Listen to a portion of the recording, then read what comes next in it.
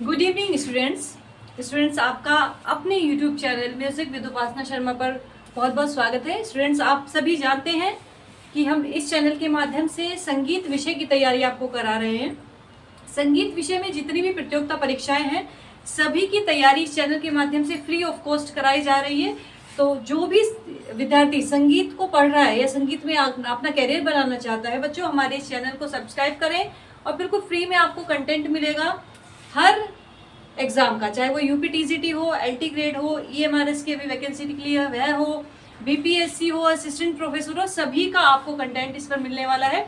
तो इसी श्रृंखला में बच्चों आज हम करने वाले हैं क्लास 39 में हम जानेंगे तबले के बारे में। तबला इंस्ट्रूमेंट है, आप सभी जानते हैं, अवनद्यवाद है। तो इस अवनद्यवाद को हम पूरी तरह से जानेंगे कि इसमें कौन कौन से इसके मुख्य पार्ट होते हैं और इसकी उत्पत्ति कैसे हुई, कहाँ पर हुई, किसने की। ठीक है, तो चलिए स्टार्ट करते हैं आज की क्लास। सबसे पहले जान लेते हैं कि तबले की उत्पत्ति बच्चों कैसे हुई, तबले की उत्पत्ति किसने की, है ना।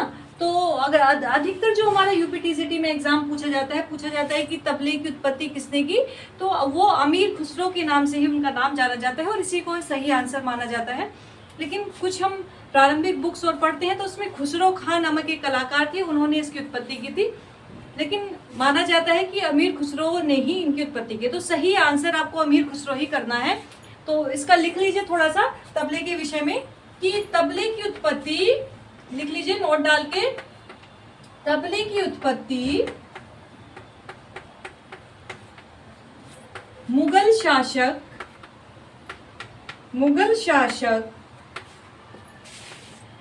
कौन से मुगल शासक थे वो? अलाउद्दीन खिलजी के दरबार में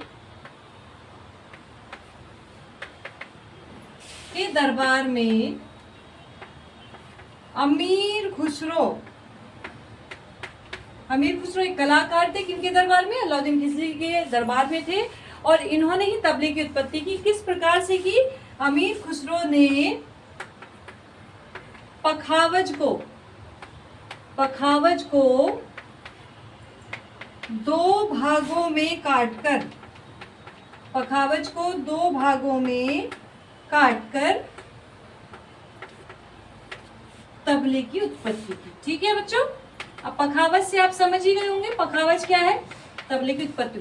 पखावज भी एक हमारा प्राचीन वाद रहा है और वर्तमान समय में हमारे इधर तो तबला प्रयोग किया जाता है, कर्नाटक संगीत में अभी पखावज का प्रयोग किया जाता है। तो पखावज भी एक क्या है, वाद्य है और ये भी अवनद्यवाद की श्रेणी में आता है। एक तरफ से थोड़ा सा पतला होता है और दूसरी तरफ से थोड़ा थोड़ा, जिस प्रकार से हमारी ढोलक होती है ना बच्चों, उसी तरह से ये पखावज होता है। ठीक है, और इसको बीच में से काट करके अमीर खुसरो जी ने अलग अलग इसको पार्ट कर दिए, एक पार्ट को दो पार्ट बना दिए और एक थोड़ा सा पतला संकरा पार्ट और एक थोड़ा सा बड़ा पार्ट। तो ये हमारा बन गया तबला।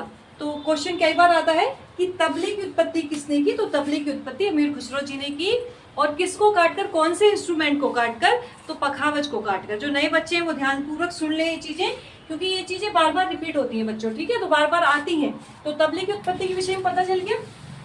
चलिए हम नेक्स्ट आते हैं। नेक्स्ट जान लेते हैं कि किस शब्द से जो तबला है, ये जो तबला है कौन सी भाषा से ये आया है? तो तबला शब्द की उत्पत्ति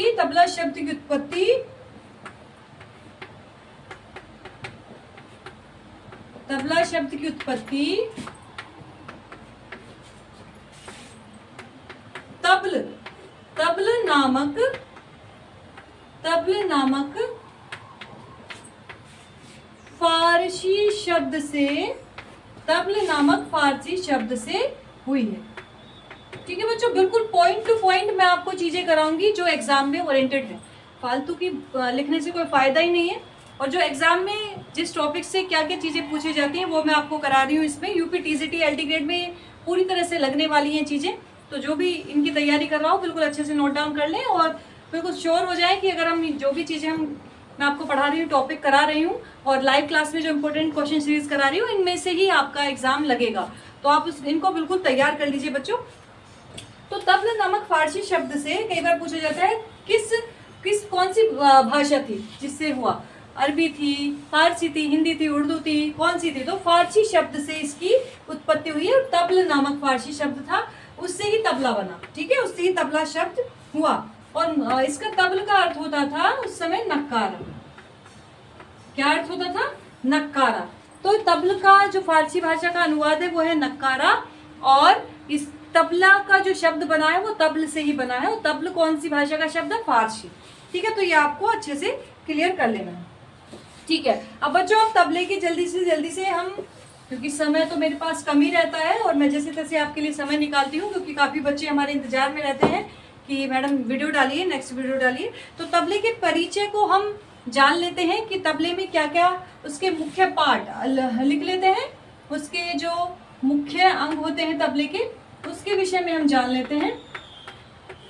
कौन कौन से पार्ट्स होते हैं तबले के और किसको क्या बुलाया जाता है, ये भी कई बार एग्जाम में पूछा जाता है। आप चाहे गायन के बच्चे हों, लेकिन वादन की चीजें भी करना आपको कंपलसरी होता है। और जो वादन के बच्चे हैं उनको रागों का परिचय भी याद करना कंपलसरी है। तो बच्चों ये सेम ऐसा नहीं है पेपर अलग अलग आता है तो वादन के भी केवल वादन ही पूछा जाएगा या गायन के में केवल गायन ही, वो मिक्स होता है सब चीज़। तो सबको सब चीज़ें करनी जरूरी है। और पूरा सिलेबस हम आपको कराएंगे। दिसंबर में आपका एग्जाम है टीजीटी का और एलटी ग्रेड का भी, तो पूरा सिलेबस आपको हम कराएंगे।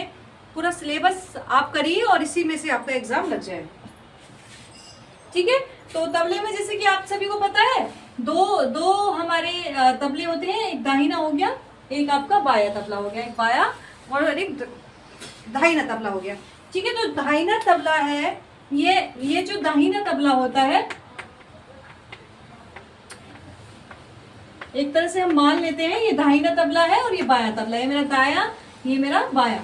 तो जो हमारी राइट हैंड साइड उसको दाहिना बोलेंगे, जो हमारा लेफ्ट हैंड साइड उसको बाया बोलेंगे। सही सी बात है। तो दाहिना तबला जो है ये तो लकड़ी का बना होता है। लिख लीजिए, दाहिना तबला लकड़ी का बना होता है, ये किसी धातु का नहीं होता है, ये लकड़ी का बना हुआ होता है। और जो बाया तबला होता है ये उस समय तो मिट्टी के भी बनते थे, मिट्टी या फिर धातु का, किसी धातु का बना होता है।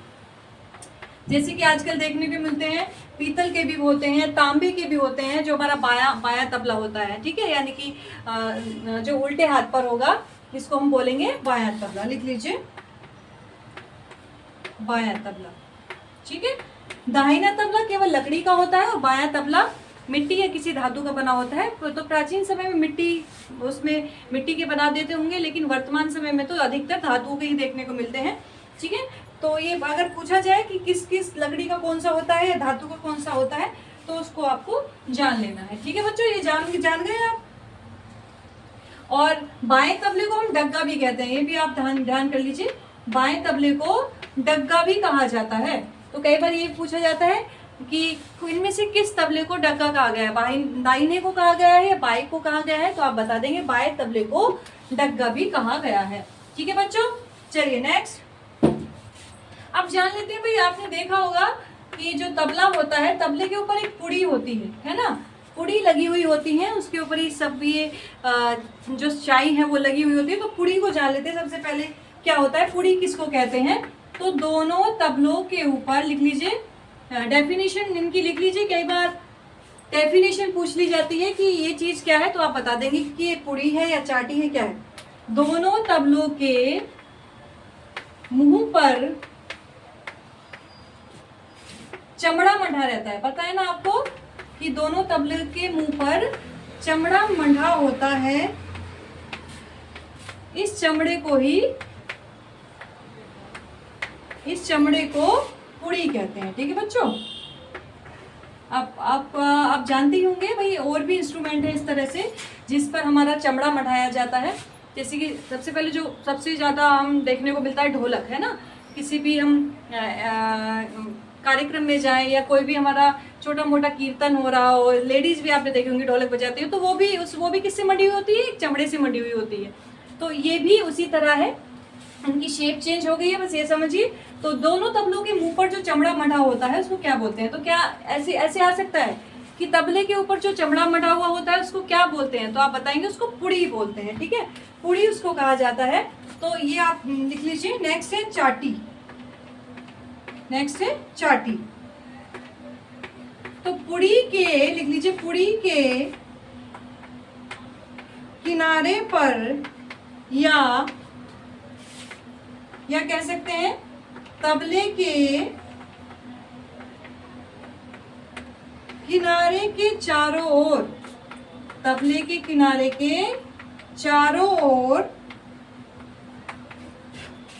चमड़े की गोट लगी रहती है, चमड़े की गोट लगी रहती है या होती है, उसे चाटी कहते हैं।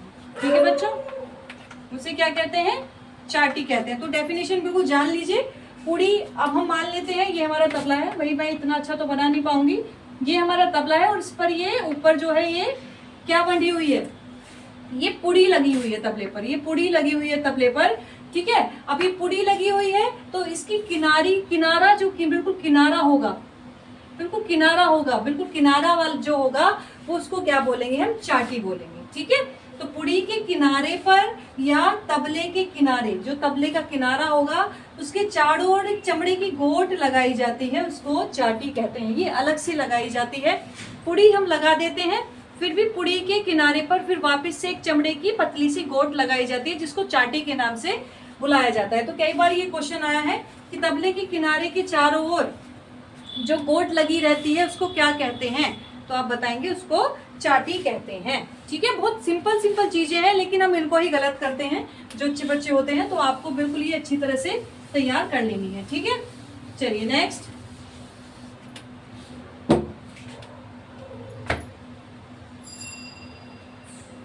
अब इसमें नोट डाउन ये भी कर लीजिए, मैंने आपको वैसे पहले ही बताया था कि जो बायां तबला होता है, बायां तबला होता है उसको डग्गा भी कहते हैं, बायां तबले को डग्गा भी कहते हैं। तो इसमें लेकिन चाटी नहीं लगती है। ठीक है, जो हमारा केवल दायां तबला होता है उसी में ही चाटी लगती है, बाएं तबले में चाटी का प्रयोग नहीं होता है। चलिए अब हम बात करते हैं बद्दी, बद्दी या फिर इसको बोलते हैं दुआल। ठीक है, बद्दी या दुआल क्या होता है उसके बारे में जान लेते हैं। लिखिए, दोनों तबलों की पुड़ियों को, पुड़ी मैंने आपको भी बताई थी, पुड़ी बताई थी। पुड़ी क्या होती है कि जो चमड़े की खाल मंडी जाती है उसको पुड़ी बोलते हैं। तो दोनों तबले की जो पुड़ी होती हैं, या पुड़ियों को हमने दोनों को एक साथ लिख रहे हैं तो पुड़ियों लिख रहे हैं, पुड़ियों को चमड़े की डोरी में बांधा जाता है। चमड़े की डोरी से, लिख लीजिए, चमड़े की डोरी से बांधा जाता है, उसे क्या कहते हैं? बद्दी बोलते हैं या फिर दुआल बोलते हैं। ठीक है, अगर डेफिनेशन पूछी जाए आपसे कि जो चमड़ा होता है या पुड़ी होती है, जो पुड़ी होती है उसको डोरी से बांधा जाता है, चमड़े की डोरी से ही बांधा जाता है, तो उसको क्या कहा जाता है? तो बद्दी तो आपको समझ में आ जाएगा, बद्दी इसको कहेंगे जो डोरी होगी। लेकिन दुआल अगर पूछा जाए ऑप्शन में, बद्दी ना हो दुआल हो, तो आपको दुआल को सही आंसर कर देना है। ठीक है स्टूडेंट्स, समझ में आ रही है ना चीजें आपको? तो बहुत इजी चीजें हैं और ये टीजीटी में बहुत पूछी जाती हैं। टीजीटी, अल्टीग्रेड, बीपीएससी, एस्टेट सभी में इनसे संबंधित क्वेश्चन बनते हैं, तो आपको ये अच्छे से याद कर लेना है। ठीक है बच्चों, चलिए नेक्स्ट।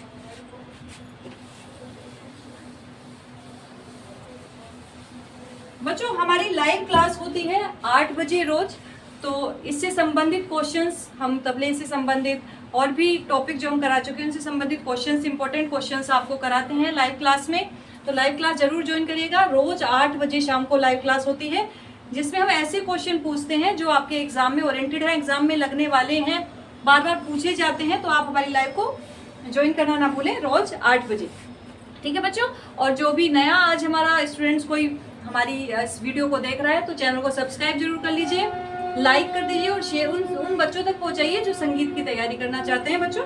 ठीक है, तो आपको आज समझ में आ गया बड़ी या दुआल। अब हम बात करते हैं लव, या फिर लव को बोलते हैं मैदान। भाई एक ही चीज के इनके कई नाम है और आप फिर कंफ्यूज हो जाएंगे। अगर बाई चांस मैदान ऑप्शन में ना हुआ, लव हुआ, तो आप कंफ्यूज हो जाएंगे। इसलिए आपको याद रखना है लव और मैदान एक ही बात है। अब लव और मैदान की जो डेफिनेशन है वो क्या बनेगी, चाटी और शाई के बीच का स्थान लव या मैदान कहलाता है। ठीक है बच्चों, अब मैं यहाँ पर इसको बनाऊं तो 3D तो बन नहीं पाएगा बच्चों, तो इस तरह से अगर हम यहाँ पे हमारा तबला है, ठीक है, अब ये बिल्कुल किनारे पे जो गोट लग गई है, बिल्कुल किनारे किनारे, ये किनारे किनारे जो गोट लग गई है इसको हम बोलेंगे चाटी। ठीक है, अब बीच में यहाँ पे क्या होती है, शाई होती है। बीच में क्या होती है, आप देखते होंगे काली काली शाई लगी हुई होती है। अब ये चाटी हो गई, ये शाई हो गई, लेकिन ये बीच का जो स्थान है ये क्या हुआ, यही बीच का स्थान लव या मैदान कहलाएगा। ठीक है बच्चों, भाई जो हमारे गायन के बच्चे हैं वो तबले से कम परिचित होते हैं, वैसे आप सभी गायन के बच्चों को भी थोड़ा थोड़ा तबला सीख लेना चाहिए, जिससे थोड़ा सा आपको पता चल जाए तो समझ में आ रहा होगा आपको। बिल्कुल किनारी वाली जो होती है तबले की वो चाटी कहलाती है, बीच में शाई होती है, और इस शाई और इसके चाटी के बीच का जो भाग होता है वो लव या मैदान कहलाता है। लिखा भी हुआ है चाटी और शाई के बीच का स्थान लव या मैदान कहलाता है। कई बार पूछा भी गया है कि चाटी और शाई के बीच का स्थान क्या कहलाता है, तो आपको ऑप्शन में अगर लव हो तो लव बताना है और मैदान है तो आपको मैदान बताना है। ठीक है बच्चों, चलिए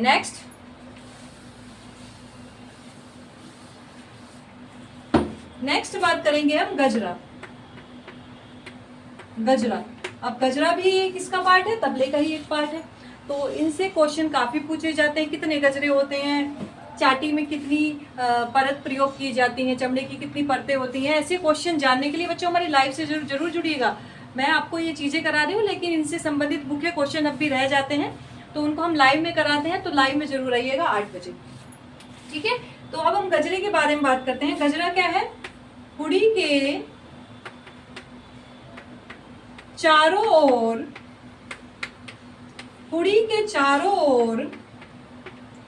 गोट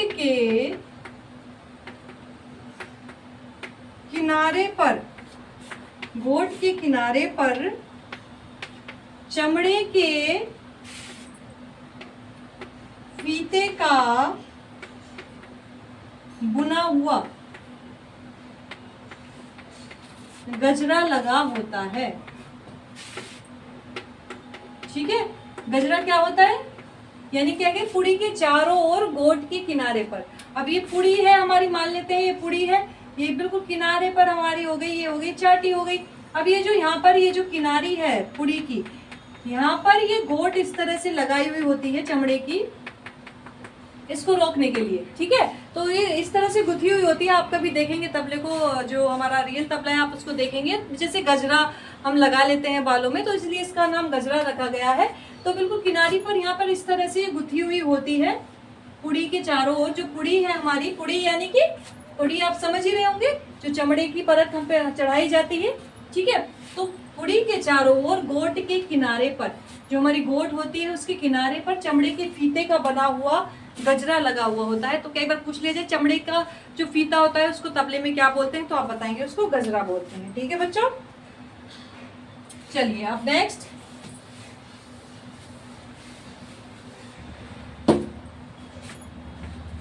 है वेरी इंपॉर्टेंट, गट्टा, या फिर गट्टे भी बोल देते हैं इनको, एक ही बात है, क्योंकि संख्या में कई होते हैं तो गट्टे इनको बोल देते हैं। तो लिख लीजिए बद्दी या दुआल के अंदर, बद्दी या दुआल के अंदर लकड़ी के 8 गट्टे लगे रहते हैं और इन गट्टों की सहायता से ही स्वरों को ऊंचा नीचा किया जाता है। ठीक है बच्चों, आपको अभी मैंने पढ़ाया था बद्दी या दुआल। ठीक है, बद्दी लगी हुई होती है उसे रोकने के लिए, जो हमारी पुड़ी होती है उसको रोकने के लिए। और इन्हीं बद्दियों के अंदर लकड़ी के छोटे छोटे टुकड़े, जिनको हम गट्टा बोलते हैं, वो लगे हुए होते हैं। और ये संख्या में कितने होते हैं? 8। कई बार पूछा गया है कि तबले में जो लकड़ी के गट्टे लगे हुए होते हैं सॉरी, वो संख्या में कितने होते हैं? तो वो संख्या में बच्चों 8 होते हैं।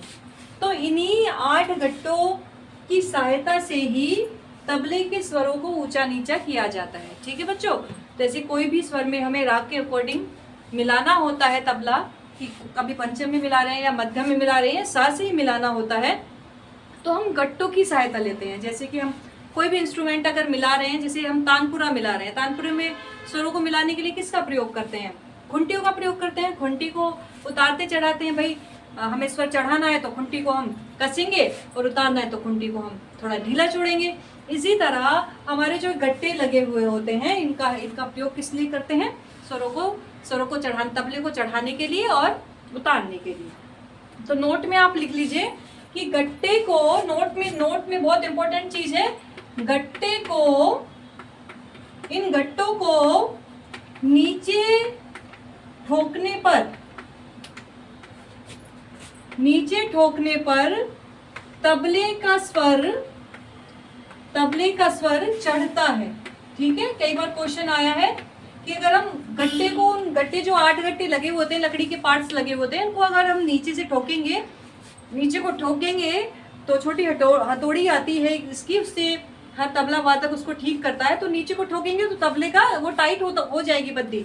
जब हम उसको नीचे को ठोकेंगे तो टाइट होती चली जाएगी, तो टाइट हो जाएगी तो स्वर हमारा चढ़ जाएगा।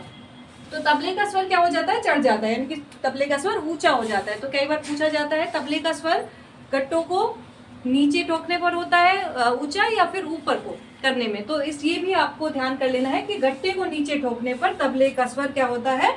चढ़ता है। और ऊपर करने पर जब हम ऊपर करेंगे तो वो ढीला हो जाएगा, तो तबले का स्वर क्या हो गया? उतर जाता है। ठीक है बच्चों, तो ये कई बार पूछा जाता है कि किस प्रकार से हम स्वरों को उसमें चढ़ाते हैं, किस प्रकार से स्वरों को उतारते हैं। अगर स्वरों को हमें चढ़ाना है तो बच्चों आप सिंपल सी बात है, जो गट्टे बने हुए हैं उनको ठोकेंगे, टाइट करेंगे। नीचे को अगर हम ठोकेंगे तो उनका स्वर खुद ब खुद चढ़ जाएगा। ठीक है स्टूडेंट्स, तो बहुत इजी वे में आपको समझाने की कोशिश कर रही हूँ, क्योंकि हमारे बिल्कुल बेसिक स्टूडेंट्स भी इसमें जुड़े हुए हैं, हमारी जो देखते हैं वीडियोस, जैसे कि अभी BA 1 में ही आए हैं और आगे वो चाहते हैं कि हम म्यूज़िक की तैयारी करें और संगीत में अच्छा मुकाम पाएं। और जो हमारे अच्छे पहले से ही स्टूडेंट तैयार हैं वो तो समझ ही जाएंगे। ठीक है बच्चों, तो ये आपकी 39 वीडियो आज हम डाल रहे हैं, प्लेलिस्ट में आपको मिल जाएंगी। हमारे चैनल के प्लेलिस्ट सेक्शन पर जाना और उस पर आपको ये सब वीडियो मिल जाएंगे। ठीक है बच्चों, और कल हम फिर नया टॉपिक आपको लेकर के आएंगे, जैसे कि तबले को हम किस किस स्वर में मिलाते हैं, और भी तबले की बहुत सारी चीजें, तबले के कितने वर्ण होते हैं, कौन कौन से वर्ण होते हैं। ठीक है, और तबले की मुख्य कितने घराने होते हैं, इन घरानों में कौन कौन से जो विद्वान हैं, वादक रहे हैं, तबले के जो मुख्य घरानों के जो वादक रहे हैं वो कौन कौन रहे हैं, उसके बारे में भी हम आपको बताएंगे। तो वीडियो देखना ना भूलना। कल फिर आपको नई वीडियो के साथ मिलेंगे। Thank you so much, bye bye.